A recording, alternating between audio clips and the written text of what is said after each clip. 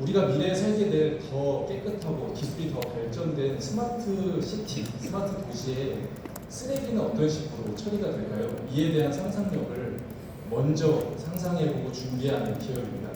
저희가 기본적으로 다루고 있는 기술은요, 로봇을 제어하는 기술과 인공지능과 관련된 기술입니다. 저희는 지금 A라운드, 다른 산업 기업으로 본다면 B라운드 정도 수준의 투자 라운드를 진행하고 있는데요. 거의 한 80% 정도의 여정을 지나오고 있는 것 같습니다. 실제로 업을 진행하고 있는 첫 해에는 이제 시제품을 만들고 그다음에 실증을 하고 그 이후에 판매 단계로 넘어가면서 지금은 본격적으로 매출을 내는 단계까지 왔습니다. 2.5억 정도 하는 로봇을 저희는 올해 한 20대 이상 판매할 계획을 가지면서 50억 이상의 매출을 달성할 계획을 가지고 있습니다. 저희의 마진이 40% 정도 나는 굉장히 비즈니스 모델을 탄탄하게 짠 그런 기업인데요. ESG 트렌드와 관련한 여러 이슈들이 현재 저희의 어떤 사업을 지지하고 있기도 합니다. 사람을 대신하는 곳입니다. 그렇기 때문에 눈과 뇌, 신경계, 팔 이런 기능들을 대체하는 로봇 에이트론입니다. 기본적인 어떤 기능 부분을 보여드리면요, 제조 라인이 아닙니다. 처리를 해야 되는 협자물이 켜켜이 쌓여 들어오는 곳에서 이미지들을 판별합니다. 플라스틱류, 캔류, 경류 이런 부분들을 판별하고, 바로 다음 단에는 로봇이 이미 저희가 판매한 제품들인데요. 인천 남동구에서 초당 거의 2번에 가까운 속도로 재활용품들을 빼는 이런 기능들을 합니다. 다음으로는 남양주에 납품된 두 번째 로봇입니다. 이 역시 사람과 현재는 함께 돈이 되는 자원들을 아주 빠르게, 근데 가장 중요한 부분은 사람은 이미 이곳에서 일하시는 분들이 50대 이상의 나이 드신 분들이 최저임금을 받으면서 위험하고 더러운 환경에서 일을 하지만 로봇은 반복적으로 기능의 저하 없이 일을 한다는 것입니다. 실제로 보시는 것처럼요, 이렇게 우리가 버린 재활용 쓰레기는 심지어 분리수거를 잘 했다 하더라도 한 시설 안에서 다 풀어 헤쳐집니다. 그리고 다시 컨베이어 벨트를 타고 사람이라든지 기계 장치들을 통해서 분리가 되고 있는 것이 정책 수준이 굉장히 높은 우리나라에서도 현실입니다. 이 변화들은 글로벌하게 계속해서 정책 수준이 높아지고 처리에 대한 자율성을 높이는 순간 결국 사람이 관여하다가 로봇으로 바뀌는 그런 산업으로 저희는 예측하고 있고요. 처음 장소에서 대분류로 구분하고 그 다음에 중분류, 소분류로 분류하면서 자꾸 자동차를 태워서 다음 차수로 넘기는 이런 작업들이 무인화된 로봇만으로 기능하는 그런 팩토리에서는 한 번에 세세 분류까지 완료하는 이런 미래를 저희는 준비하고 있습니다. 로봇은 기능 면에서는 계속해서 올라갑니다. 성능이. 비용은 계속 낮아지고요. 사람은 효율이 더 이상 좋아지지 않을 뿐만 아니라 임금 수준은 계속 올라가고 재해율에 대한 리스크 관리 그리고 퇴직금 이런 부분들은 업주에게 있어서는 큰 리스크로 계속해서 작용을 하고 있습니다. 저희는 현재 시점에서 저희 제품을 도입하면 3년 내에 투자금을 회수할 수 있는 그런 장점도 있습니다. 중대재해처벌법과 관련된 이슈입니다. 실제로 SPC를 포함해서 많은 건설업이라든지 큰 사고가 날 때마다 업주들은 단순히 그 사고 이상의 리스크들을 감내해야 됩니다. 저희는 2.5억짜리 제품뿐만 아니라 하나의 솔루션으로 판매를 하고 있습니다.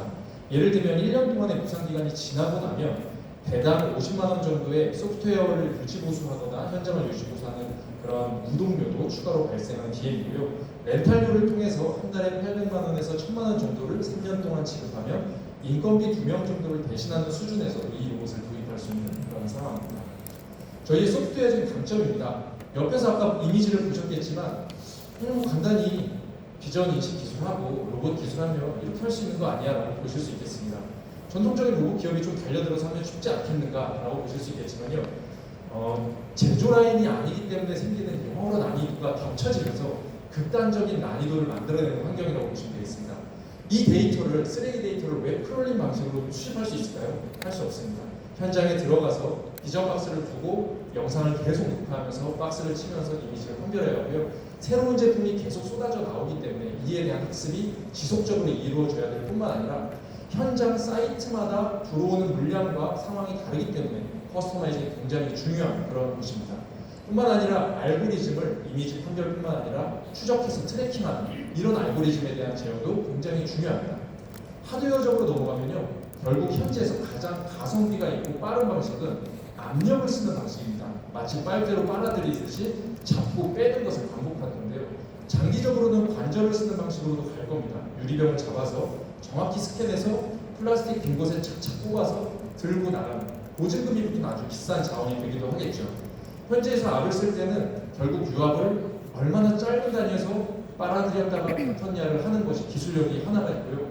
빵빵한 객체를 잡을 때에도 유연하게 제트축으로 움직이면서 튕겨나가지 않게 잡는 것, 그리고 하나의 센서부에서 복수개의 팔을 제어할 수 있는 여러 가지 기술들, 현재는 사람 눈처럼 RGB로 보지만 파장을 본다든지 플라스틱의 어떤 재질별 PPPS를 구분하는 이런 식의 기술 개발이 계속해서 이루어질 것입니다.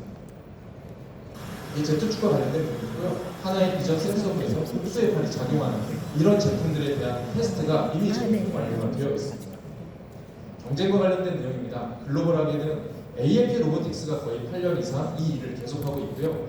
두 기업의 대표자분의 나이가 똑같습니다. 그래서 어떤 젊은 사람들이 이 로봇과 변화를 빠르게 대응하고 있는데요. AMP 로보틱스는 이 일을 실리콘밸리에서 빠르게 시작한 만큼 투자금이 2천억 이상, 그리고 현재 기업 가치는 거의 8천억 이상의 유니콘 수준으로 도달하고 있고요. 북미 시장을 중심으로 300대 이상을 판매한 전력을 가지고 있습니다. 저희는 업력 3, 4년 차를 넘어가면서 굉장히 빠르게 기술을 추격할 뿐만 아니라 어떤 부분들은 넘어서기도 했습니다. 그러면서 매출을 올해 50억, 누적 투자금으로는 현재 31억 수준이지만 36억 수준이지만 다음 달 정도 했을 때는 거의 80에서 100억 원 정도의 투자금을 추가할 계획을 가지고 있습니다. 성능 면에서 본다면 국내에서는 저희를 따라올 경쟁자가 현재 없습니다. 기술적인 격차가 1년 반 정도 수준이 이미 나고요. 전통적으로 기계장치 정도 만드는 회사들이 이 로봇을 만들 때 굉장히 난제를 겪으면서 굉장히 외주를 많이 활용하면서 제품을 만들고 있습니다. 예를 들면 데이터나 인공지능은 그 업체한테 맡기고 로봇 또한 로봇 업체한테 맡기고 있는데요. 디테일한 커스터마이징을 할 때마다 많은 비용과 시간이 발생하고요. 저희는 모든 것을 내재화해서 올해 연초에 10명대 중반 정도의 인력이 현재 30명을 넘어서 올해의 경제 상황에서도 계속해서 투자를 지속해오고 있는 기업 스타트업입니다. 우리가 보고 있는 국내 시장은 1.4조 정도 되는 시장입니다. 생활 폐기물을 다루는 3,000개가 좀 넘는 업장들을 대상으로 15명 정도 이상의 규모인 곳들에 최대 7대씩 평균적으로 납품한다는 전제를 가지고 있고요. 글로벌하게 본다면 실제 이 자원순환과 관련된 시장은 메타버스와 관련된 시장만큼으로 비견됩니다.